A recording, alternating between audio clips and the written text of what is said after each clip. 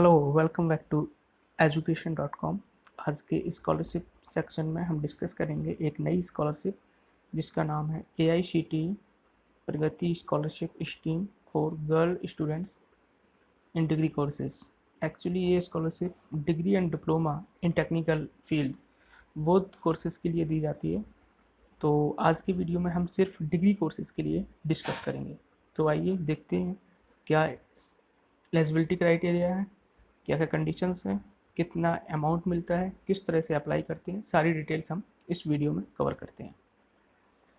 सबसे पहले इंट्रोडक्शन मैं आपको बता दूं क्या कि ये स्कीम है जो AICTE द्वारा इम्प्लीमेंट की जाती है और इसका जो एम है वो है providing assistance for advancement of girls pursuing technical education. ध्यान देना है, ये सिर्फ और सिर्फ टेक्निकल कोर्सेज के लिए दी जाती है। तो जो भी गर्ल्स टेक्निकल फील्ड में डिग्री कर रही हैं उनके लिए ये स्कॉलरशिप एप्लीकेबल होगी। तो एम होता है providing assistance for advancement of girls pursuing technical education and providing education to empowering women with knowledge, skill and self confidence necessary to participate fully in the development process। कैसे women's को empower किया जाए knowledge, skills and self confidence से, और कैसे वो development process में participate कर सकें। इसके लिए जो नेसेसरी एजुकेशन है वो उनको मिल सके, और एजुकेशन कैसे मिलेगी उसके लिए फाइनेंशियल हेल्प चाहिए होती है। तो वही फाइनेंशियल हेल्प इस स्कॉलरशिप के थ्रू ऐसे गर्ल्स स्टूडेंट्स को दी जाएगी। इस स्कॉलरशिप का ऑब्जेक्टिव है an attempt to give young women the opportunity to further her education and prepare for a successful future by empowering women through technical education। तो इन नटसेल यही है कि या जो गर्ल्स स्टूडेंट्स हैं उनको अपनी एजुकेशन कंटिन्यू कर सकें, हायर एजुकेशन कंटिन्यू कर सकें, और उनको अपॉर्चुनिटी मिल सके आगे पढ़ने की, और उनको एम्पावर किया जा सके, टेक्निकल एजुकेशन प्रोवाइड किया जा सके उनको। यही इसका एक सोल ऑब्जेक्टिव है। इसके बाद हम डिस्कस करेंगे एलिजिबिलिटी क्राइटेरिया। तो एलिजिबिलिटी क्राइटेरिया में सबसे पहला जो क्राइटेरिया है वो the girl candidate should be admitted to first year of degree level courses. सबसे पहला क्राइटेरिया कि जो स्टूडेंट है, एक तो गर्ल होनी चाहिए स्टूडेंट, लड़कों के लिए नहीं है, सिर्फ और सिर्फ लड़कियों के लिए स्कॉलरशिप।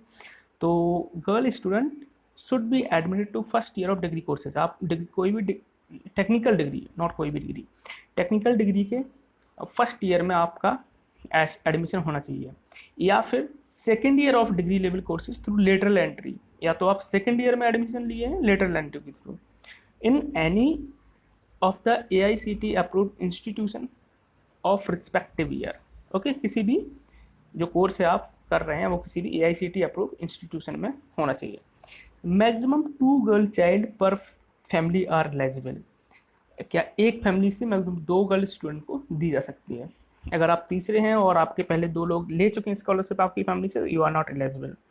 ओके, थर्ड है family income from all sources should not be more than 8 lakh per annum during the current financial year. A valid income certificate will be required. Okay, तो जो है आपकी फैमिली इनकम वो 8 लाख से ज़्यादा नहीं होनी चाहिए। एक जिस फाइनेंशियल ईयर में आप एडमिशन ले रहे हैं उस फाइनेंशियल ईयर की बात कर रहे हैं।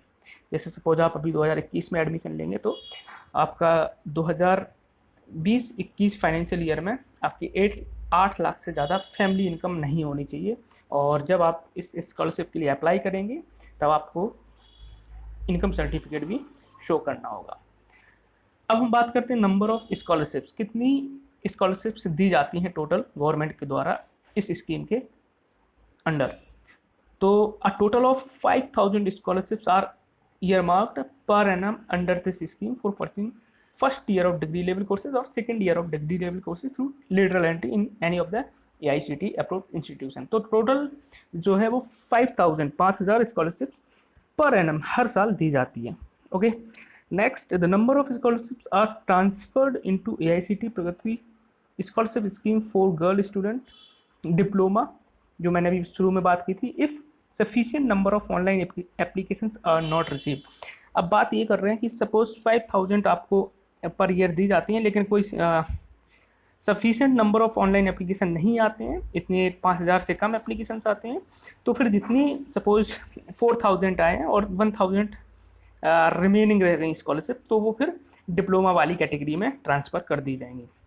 ओके, उधर डिप्लोमा वाले जितने भी नंबर होंगे स्कॉलरशिप्स के, टोटल नंबर ऑफ स्कॉलरशिप जितनी होंगी उनमें ये ऐड हो जाएंगे। सपोज वहाँ पे 3000 हुई तो इधर से एक बचा हो, वहाँ पे 4000 टोटल अलॉट की जाएंगी।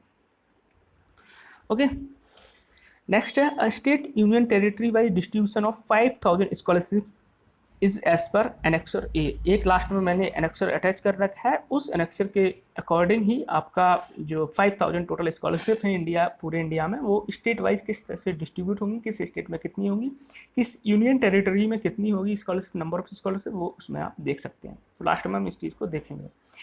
इन addition to 5000 scholarship, all eligible girl from submit who submit online scholarship from scholarship form from following 13 union territories and north eastern state।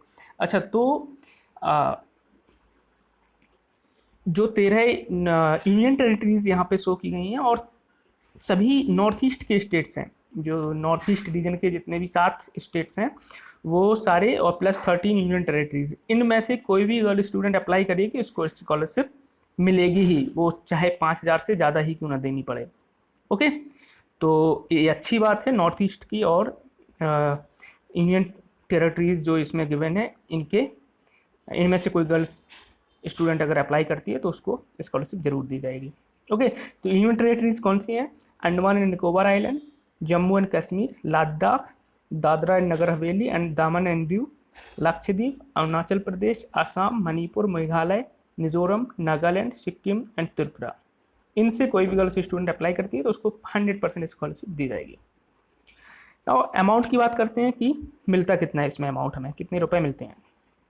धन की बात, तो ₹50,000 per annum for every year of study, that is maximum 4 years for first year admitted student and maximum 3 years for second year admitted student through lateral entry. Okay, तो होता क्या है कि आपको हर साल 50,000 दिया जाएगा। अगर आप सपोज बीटेक कर रहे हैं, ये टेक्निकल कोर्स है, और या बीई कर रहे हैं तो 4 साल का कोर्स होता है, तो अगर आप फर्स्ट ईयर में एडमिशन लिया आपने आफ्टर 12th, तो आपको 50,000 4 साल तक मिलेगा। हर साल 50,000 मीन्स आपको 4 साल में 2 लाख रुपए मिल चुके होंगे। इसी तरह से अगर आपने लेटरल एंट्री के थ्रू एडमिशन लिया है बीटेक में, तो आपकी बीटेक 3 years की होगी, तो आपको 4 years मिलेगा, 4 years मिलेगा, तो आपको 2 लाख का अमाउंट मिल चुका होगा। ओके, इसी तरह से 3 years होगा तो आपका 1.5 लाख आपको मिल चुका होगा। ओके, इट मीन्स 50,000 हर साल आपको मिलना है। Okay, towards payment of college fee, purchase of computer, stationery, book, equipment, software, ये जो जितनी चीज़ें यहाँ पे मेंशन है, इन सब के लिए टोटल अमाउंट आपको 50,000 दिया जाता है। इसके अलावा कोई अदर ग्रांट, कोई हॉस्टल चार्जेस, किसी तरह का मेडिकल चार्जेस कुछ भी नहीं दिया जाएगा आपको, सिर्फ और सिर्फ 50,000 दिए जाएंगे, वो आप इन सब में खर्च कर सकते हैं। No documentary proof need to be attached for above while availing benefits.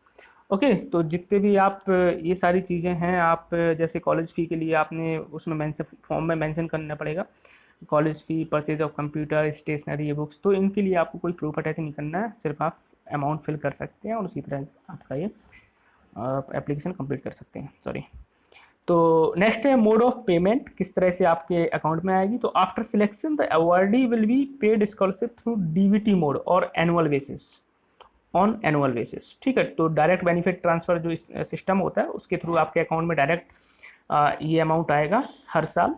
Okay, तो इसमें आपको कोई टेंशन नहीं लेनी है, कुछ नया नहीं करना है, बस आपको अपनी स्कॉलरशिप रिन्यू करनी है और सारे वेरिफिकेशंस के बाद आपकी स्कॉलरशिप आपके अकाउंट में आ जाया करेगी। तो इस आपको अकाउंट वगैरह जो है वो आपको अपने नाम पे खुलवाना, वो ज़्यादा बेटर रहेगा। मम्मी पापा या किसी दूसरे भाई बहन का अकाउंट डीबीटी में नहीं लगता है शायद, जैसा मुझे पता है।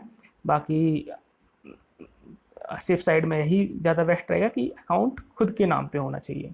ओके, तो ये होगा। Next, procedure for applying. तो प्रोसीजर की बात करें हम, तो the candidate fulfilling the eligibility conditions is required to apply online on national scholarship portal. Okay. जब भी एआईसीटी क्या है कि नेशनल स्कॉलरशिप पोर्टल पे एप्लीकेशन फॉर्म जब भी स्टार्ट करेगा तो आपको वहाँ से ही अप्लाई करना होगा। तो ध्यान रख लें, एक जो लिंक है नेशनल स्कॉलरशिप पोर्टल की वो मैं आपको डिस्क्रिप्शन सेक्शन में नीचे दे दूंगा, तो उस पर आपको विजिट करके अप्लाई करना है। ओके, अगर आप सारी एलिजिबिलिटी कंडीशंस फुलफिल करते हैं। The host institution where the candidate is studying required to verify the online application. Okay, जब आप ऑनलाइन एप्लीकेशन फिल करेंगे तो उसको आपके अपने इंस्टीट्यूट का जो भी हेड है, प्रिंसिपल है या फिर डायरेक्टर है या फिर जो भी हेड है इंस्टीट्यूट का, उसके थ्रू आपको अपने एप्लीकेशन को वेरीफाई करवाना होगा। Okay, department of technical education means DTE of respected state UT will verify these application as second level of scrutiny. पहले तो आप एप्लीकेशन फॉर्म फिल कर देंगे, आपके हेड के द्वारा आपको वेरीफाई करवाना है। फिर सेकंड स्टेप में आपका डिपार्टमेंट ऑफ टेक्निकल एजुकेशन जो स्टेट में होता है, हर स्टेट में होता है, हर यूनियन टेरिटरी में होता है, उनके पास जाएगा, वो वेरीफाई करेंगे। फिर इसके बाद फॉरवर्ड किया जाएगा, आपको रिकमेंड किया जाएगा कि आपको स्कॉलरशिप दी जाए। Okay, now criteria of selection. क्या सिलेक्शन का क्राइटेरिया है? The selection will be carried out solely on the basis of merit of qualifying examination to pursue the technical degree courses from any of the AICTE approved institution. Okay, तो criteria only and only क्या है कि जो जिस भी technical degree में आप admission ले रहे हो उसके लिए जो क्वालिफाइंग एग्जामिनेशन जो भी होगा, ओके, उस क्वालिफाइंग एग्जामिनेशन में जो भी आपकी मेरिट होगी on the basis of merit in qualifying examination, ठीक है, तो उस मेरिट के बेस पे आपको ये दी जाएगी। इट मीन्स जैसे सपोज आप बीटेक करते हैं,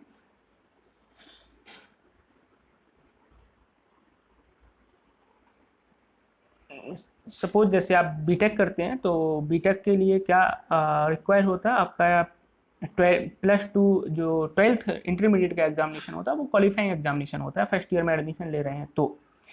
ओके, तो करना क्या आपको जो भी आपके 12th बोर्ड में मार्क्स होंगे उनकी मेरिट के आधार पे आपको ये स्कॉलरशिप में सिलेक्शन होगा। State UT wise merit list will be prepared as per number of scholarship allotted in the point number 3 above. Okay, जो मैंने आपको बोल चुका हूँ कि हर स्टेट में नंबर जो डिस्ट्रीब्यूशन होगा, किस स्टेट में कितनी नंबर ऑफ स्कॉलरशिप होंगी, उसी अकॉर्डिंग हर स्टेट की अलग से मेरिट लिस्ट इश्यू होगी। ओके, सपोज अगर आप पंजाब से बिलोंग करते हैं, पंजाब में सपोज 50 नंबर ऑफ स्कॉलरशिप्स हैं, इसी तरह से यूपी से बिलोंग करते हैं या फिर आप MP से, राजस्थान से बिलोंग करते हैं, तो हर स्टेट में अलग अलग नंबर होगा स्कॉलरशिप का, और उसी तरह से आपको हर स्टेट की अलग अलग मेरिट लिस्ट बनेगी। Now methods of resolving ties. In case अगर आपके मेरिट लिस्ट बनती है 12th के मार्क्स के आधार पे, तो फिर टाई होता है, सपोज दो लोग सेम परसेंटेज पाते हैं या फिर सेम मार्क्स होते हैं, तो उनको टाई के केस में हम कैसे रिजॉल्व करेंगे। सबसे पहला जो क्राइटेरिया होगा percentage of marks in 10th examination. 12th की जगह फिर इसको देखा जाएगा 10th में, जिसके 10th में ज़्यादा होंगे उसको प्रायोरिटी दी जाएगी। Okay, in case does not break ties then higher percentage of marks in 10th class will be ranked higher. Okay, next है, अगर सपोज 10th का भी सेम निकला तो फिर क्या, as. In case of 10th examination percentile does not break ties, then candidate of elder age will be ranked higher। जिसकी as ज़्यादा होगी वो उसको प्रायोरिटी दी जाएगी। ठीक है, रिजर्वेशन की बात करें कि इसमें किस तरह से रिजर्वेशन होता है, तो as per government of India जो जितना परसेंटेज जिस कैटेगरी को दिया जाता है उसी तरह से रिजर्वेशन इसमें भी होगा। If there is any vacant seat in any of the reserved category like SC, ST, OBC, then the same will be transferred to the general category. Okay, अगर किसी भी कैटेगरी में सीट वैकेंट रहती है scholarship की तो उसको general category में डाल दिया जाएगा।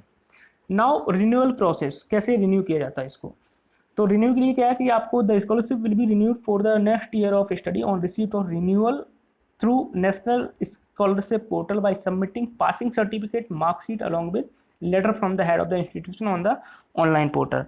आप जैसे सपोज आपने फर्स्ट ईयर की स्कॉलरशिप आपको मिल गई है, सेकेंड ईयर में आप जा रहे हैं, तो सेकेंड ईयर में आपको अपनी स्कॉलरशिप रिन्यू करनी होगी। उसके लिए क्या होगा, जब भी नेशनल स्कॉलरशिप पोर्टल, जब भी NSP जब भी ओपन होगा तो वहाँ पे आपको जो पासिंग मार्कशीट होगी, सपोज सेकेंड सेमेस्टर की पासिंग मार्कशीट होगी, तो वो आपको मार्कशीट वहाँ पे सबमिट करनी पड़ेगी। और प्लस अपने head of the institution, college के जो भी डायरेक्टर हैं या फिर प्रिंसिपल हैं, उनके द्वारा आपको एक लेटर भी इशू करवाना होगा और उस लेटर को भी अपलोड करना होगा। Student failing to get promoted to the next class level would forfeit the scholarship. और जो प्रमोट नहीं होते नेक्स्ट सेमेस्टर में, उनकी स्कॉलरशिप भी खत्म कर दी जाएगी। नाउ टर्म्स एंड कंडीशंस की बात करें, क्या क्या टर्म्स एंड कंडीशंस हैं।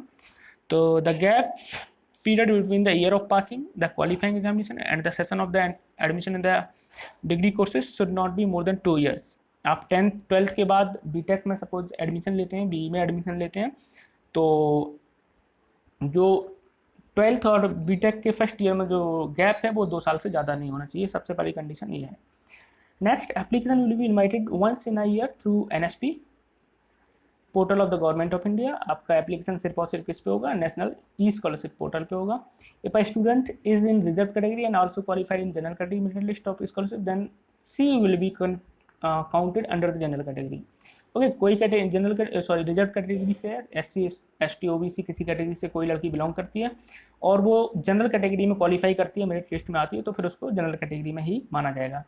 Okay, incomplete application will B summarily rejected. अगर आप आधा अधूरा एप्लीकेशन सबमिट करते हैं तो वो रिजेक्ट हो जाएगा। Okay, if a candidate fail drop out in subsequent years he will not be eligible for further scholarship. Okay, अगर कोई कैंडिडेट ड्रॉप आउट कर देता है, कोर्स छोड़ देता है या फिर फेल हो जाता है, तो उसको स्कॉलरशिप नहीं दी जाएगी अगले साल से। The grant of scholarship is subject to the condition that student does not receive any financial assistance in shape of scholarship, any emolument, salary, stipend, etc. from any other source during her course of study in the institute। Okay, अगर आप कहीं और से scholarship कुछ लेते हैं तो आप ये स्कॉलरशिप नहीं ले सकते हैं। किसी भी तरह की सैलरी, किसी तरह की स्टाइपेंड, कुछ भी आपको मिलता है तो आप इस तरह की स्कॉलरशिप नहीं ले सकते हैं। In case of receipt of any financial assistance from any other sources, the scholarship shall be discontinue and the entire amount of scholarship will have to be refunded to AICT by draft drawn in favor of member secretary AICT payable at New Delhi। अगर आप कहीं और से assistance मिलती है आपको, financial assistance, तो आपको सारी की सारी स्कॉलरशिप जो है आपको रिफंड करनी होगी और इस एड्रेस पे इस नेम से आपको ड्राफ्ट बनवाना होगा, demand draft. Okay, scheme will be implemented and monitor by the AICT। ये मैं आपको बता चुका हूँ। For converting cumulative grade point average to percentage, multiplying factor will be 9.5। CGPA से आपको अगर परसेंटेज में कन्वर्ट करना है तो आप 9.5 से मल्टीप्लाई करेंगे। ओके, और अगर सपोज आपके 10 CGPA है तो आप 9.5 से मल्टीप्लाई करेंगे, कितना होगा, 95% आपका होगा। In case both CGPA and total marks are given in the mark sheet, total marks will be considered for determining percentage। अगर आपके मार्कशीट में टोटल मार्क्स दिए गए हैं तो फिर आपको उसी के अकॉर्डिंग परसेंटेज निकालनी पड़ेगी। CGPA में 9.5 का मल्टीप्लाई नहीं करना होगा। फिर if grades are given like A1 A2 B1 B2 etc in the mark sheet, first the grade will be converted into CGPA and then average CGPA will be calculated। This CGPA will be converted into percentage as given number 0.8। तो क्या है कि अगर suppose आपकी में marksheet में CGPA भी नहीं है, सिर्फ ग्रेड दिया गया, तो ग्रेड को पहले CGPA में कन्वर्ट करेंगे, फिर CGPA को 9.5 से मल्टीप्लाई करेंगे तो वो परसेंटेज में कन्वर्ट होगा। नेक्स्ट है, provisional list of shortlist candidate will be uploaded on the AICT web portal. In case candidate has any query about merit list of scholarship, they may raise their grievances within a month. Okay, जो आपकी merit list होगी इस scholarship की जब apply करेंगे तो उसकी provisional list आपको इशू कर दी जाएगी AICT के पोर्टल पे, वेब पोर्टल पे। वहाँ से अगर आपको कोई आपत्ति है, किसी तरह का आपको डाउट है उसमें मेरिट लिस्ट पे, तो आप अपनी क्वेरी या ग्रीवेंसेस 1 मंथ के अंदर दे सकते हैं और वो वहाँ से कुछ ना कुछ उसका क्लैरिफिकेशन देंगे। ओके, नेक्स्ट है, query regarding non-payment of the scholarship due to invalid wrong account member will be entertained only up to 6 months from the date of publishing of merit list on AICT website। Okay, अगर suppose आपने wrong account number दे दिया, कुछ भी invalid information दे दी जिसकी वजह से आपके account में अमाउंट नहीं आ पा रहा है, तो इस चीज़ को सिर्फ और सिर्फ 6 मंथ तक सुना जाएगा। कब से? जब से मेरिट लिस्ट इश्यू हुई है। ओके, अब जो मैं आपकी बात कर रहा था एनेक्सर ए, जिसमें state wise number of scholarship का डिस्ट्रीब्यूशन है, वो हम देखते हैं।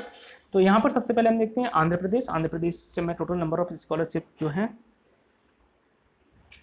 566 है, एंड बिहार में 52 है, चंडीगढ़ में 50 है, छत्तीसगढ़ में 62, दिल्ली में 50, गोवा में 50, एंड गुजरात में 219, हरियाणा में 134, हिमाचल में 50, झारखंड में 50, कर्नाटक में 398, केरला में 196, मध्य प्रदेश में 285, एंड महाराष्ट्र में 553, उड़ीसा में 134, पौंडीचेरी में 50, पंजाब में 124, राजस्थान में 150, तमिलनाडु में 800, एंड तेलंगाना में 424, उत्तर प्रदेश में 422, उत्तराखंड में 50, वेस्ट बंगाल में 129। इस तरह से हमारा टोटल 5000 होता है। Now all the UTs, all the 13 UT and all state belonging to northeast region, all the candidates from these 13 states will be eligible. So यहाँ पे 13 आपको स्टेट और यूटीज दिए गए हैं। तो इनमें से कोई भी गर्ल्स कैंडिडेट अगर अप्लाई करती है तो उनको हर गर्ल कैंडिडेट को दिया जाएगा।